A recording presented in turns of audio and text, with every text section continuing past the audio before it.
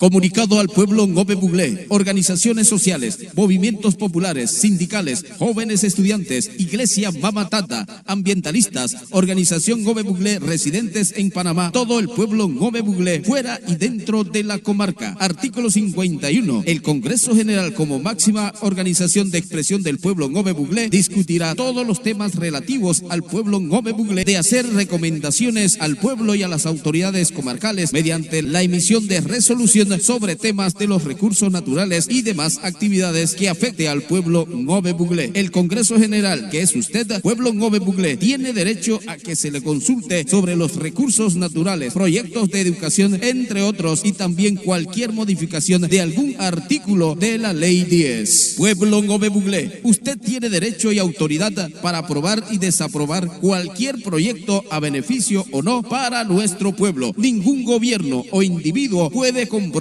al pueblo Ngove Buglé sin previa consulta al Congreso, que es usted, pueblo Ngove Buglé.